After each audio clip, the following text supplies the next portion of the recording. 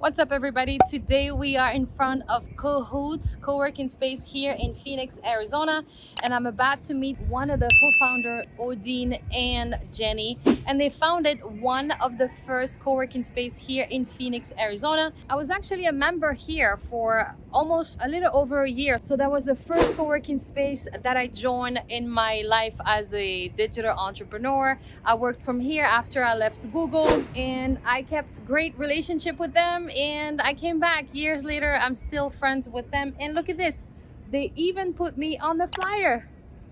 Yeah, and they still have the flyer years later. So today I'm gonna meet with Odeen. I am gonna show you the space, and we're gonna talk about how can you start a co-working space and the benefit of joining a co-working space for any digital entrepreneurs and digital nomad. So let's go. Now we're meeting with the owner. Hello. Hello. Welcome to CoHoots. Thank you for having us.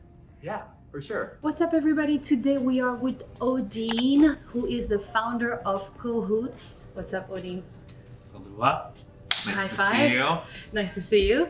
I used to be a member of this co-working space. Actually, my first co-working space. So I am so glad that today Odeen is going to share with us a little bit more about how to start a co-working space and why you should join a co-working space. So first thing, can you share with everybody a little bit more about you and how the idea of starting a co-working space came about? Thank you so much for being here. It's so nice seeing you. You've been around the world, and for you to come back and give us your time is amazing. So I'm Odeen Domingo, CEO and founding partner of CoHoots. CoHoots fundamentally is a co-working space, but definitely more than that. Yes, we have a place for people to work and be productive and have meetings and just work around other people and be productive, but we're a lot more than that. Because we have so many people here and attract so many people here with so many different skills and talent and experience and knowledge, we really leverage that and cultivate a culture of collaboration and resource sharing and knowledge sharing where, yes, everyone here has their own company or job or project, but that doesn't mean we can't help each other, right? And that ethos has always been there from the beginning. So I was a journalist for a long time, and my wife, her trade is in graphic design. She was an art director for a few magazines. Shout out to Jenny. Jenny's, my life would not be the same without Jenny. Oh yeah, Jenny's the boss. She's not here, but she's really the boss.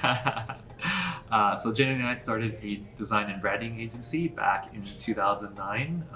Me as a content strategist and writer, and her as a designer, and all the other different hats. Right.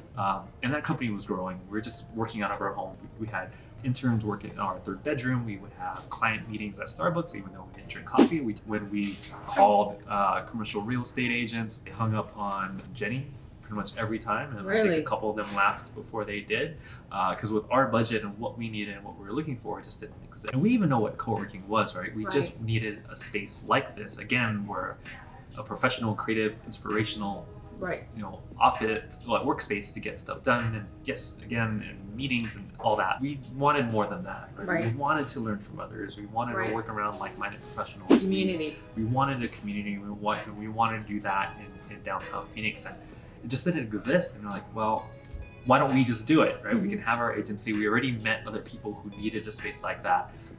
So we already had some kind of client base that we can market to. Yeah, so it was just a brand new concept, and we started in a little 2,500 square foot warehouse in downtown Phoenix with 4 desks and 3 people. So that wasn't the first space. We started somewhere else. Correct, yeah. Oh, in the first years of CoHoots existing, we had to move about 4 times because our community just kept growing. We just needed more space. Right. The space that we are in now, we're actually able to buy this building back in 2016. Nice. So this one is 12,000? 14,000. Wow. Yeah, it's huge. What about funding? Like, did you already bring enough of income for your businesses to start funding this? Or how did you find people who were interested in being partners with you? Yeah, in the beginning, we were quote unquote lucky, right? And if you remember in 2009, 2010, we had a huge recession here in the US. Right. Lots of office spaces, lots of buildings were empty. And we were able to find a space that we were able to partner with that landlord that gave us a creative way where we could be in that space and grow as we grew. There's another big story to that. That landlord kicked us out because he tried he saw how successful we were and tried starting his own co-working space. No. And well, he did offer all of our members free membership for the next 6 months. That's cool. What he didn't know is that CoHoots is more than a space, right? Yeah. We're a community. And Yeah. no one took that deal. Everyone moved with us to a temporary space that was even smaller. That is cool. That's And commitment there. yeah, and we're a community. And that's what a lot of people don't realize. That's all we are doing here is helping people grow, Right. helping them realize their Yeah, dreams, whatever we need to do. But so would you recommend to buy a space rather than renting so things like that won't happen? Everything takes stages, right? If you Right. have the capital to Yeah. buy your own building, that's a smart move. Right. But a lot of people, when they try to start something, Yeah. they don't necessarily have that capital. If the financials line up and makes sense to you, obviously you're still taking a risk. Risk Right. is always a part of business, Right. but you have to mitigate your risks as much as possible. I'm just gonna go jump in the deep end, like wade in the shallows until you think you're ready to make that big Right. jump. So then you find a space, you had revenue coming in from your business and then a few of the members, and then this space came about. How did you fund this, if I can ask? Yeah, of course. So Jenny and I started this design and branding agency and started CoHoots because we needed it, right? Right. So CoHoots, we didn't actually treat it as a business from the beginning. It was more of like community. Right. First, at least 6-7 years, we never took salary from Really? CoHoots. So you kept with your business as a design agency while you Mhm. were doing this for Yeah. 6-7 years? So it was a lot of work. We had lots of jobs. And that agency grew to about 8 people, and then we hired 2 or 3 people on the CoHoots side as Right. well, just making sure that we're still doing what we need Right. to do as a co-working space. Right. I really like the fact Sorry. that you said that, a lot of business owners, they get greedy, and the first or second years, as soon as they start making profit, they pocket some of the profit. You didn't pocket anything, zero, right? It went back to the business. Yep, Every time. correct. Yep, every time. Also, obviously, also helped because we had another company that was also growing and paying our salaries, Right. and so that we can do both. But you didn't get VC or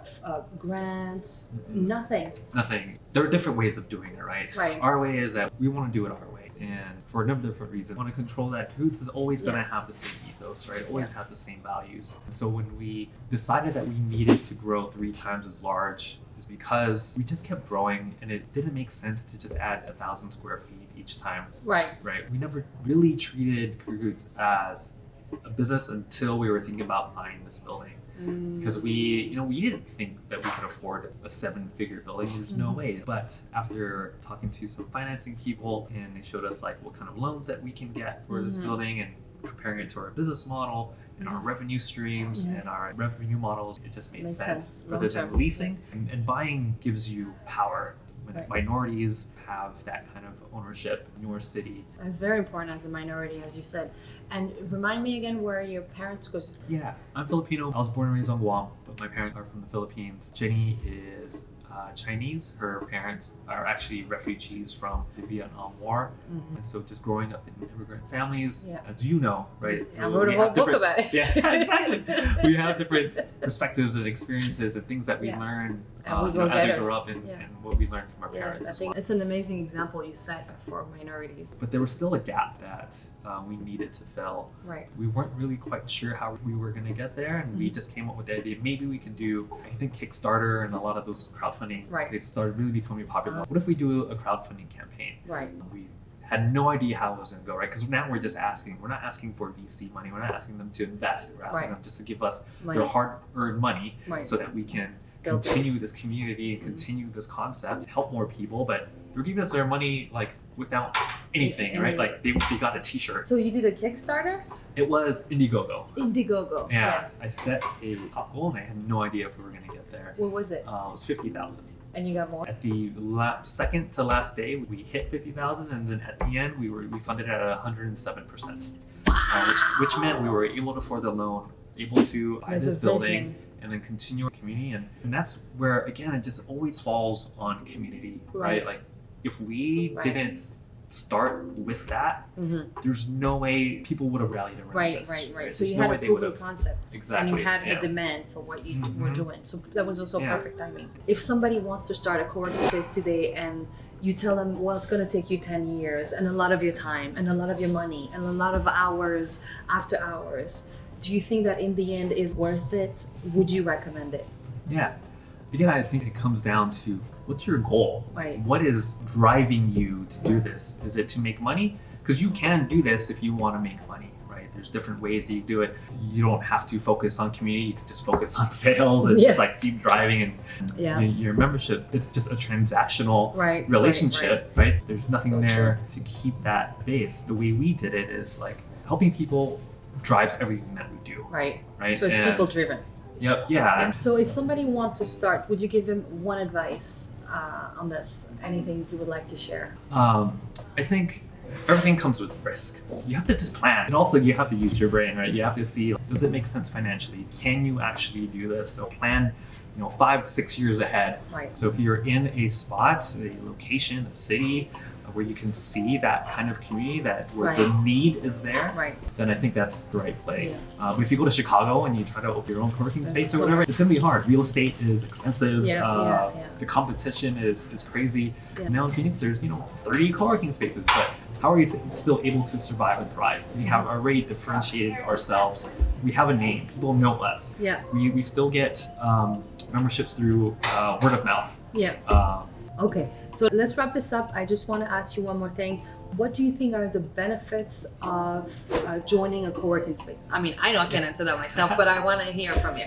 Yeah, I mean, a lot of people join a co-working space because they're tired of working from home, tired of working for coffee shops, aren't productive, right? So fundamentally, co-working spaces are there for you to get stuff done and be productive, and for some spaces, at not a lot of cost. When you buy a membership, pretty much every utilities should be taken care of, right? Wi-Fi and things like that. And coffee. So it's already, I feel, at least as someone who's looking for that, it's already low risk, and you're not signing a 5-year lease. Like a lot of spaces like ours, you can do month to month. So that's kind of like the fundamental why you should join a co-working space, a place where you can be productive and get stuff done. For spaces like ours, right? Again, we offer just more than that, right? If you want to meet other people, you want to expand your network, because we have a lot of people here who hire each other on, who we have our own economy here, right? Like people jump on each other's projects, right? And you could sell your your skills and talents, because people are always going to be looking for marketers, for designers, for whatever pretty much you do. Someone is looking for that, and you could find that person, or you could find each other within this membership network. That's so true. I want to share. When I joined here, and I'll give you some numbers. I paid at that time, it was $180 the membership. So I wasn't sure I wanted to join this, because I was like, oh really? I was like, $200 a month is worth it. And then I met this one girl. We signed a contract together when I was doing Facebook ads, $2,500 a month with Erica on doing Facebook ads. And the investment was how much? $180. That's not even 10%. That's nothing. So it was really worth it for me. So networking is really a big part if you're trying to grow your business, to join a co-working space. Any last words? As I say, if you haven't subscribed to Liz' channel or liked any of her videos, do it now. She's amazing. She's only going to grow. She's only going to add more value. And you get to see her all over the world. Like, that's amazing. And she could teach you how to do it. So. Thank you. Thank you for watching, guys. Thank you for your time. I think it was amazing. Double high five. You got this. That was cool.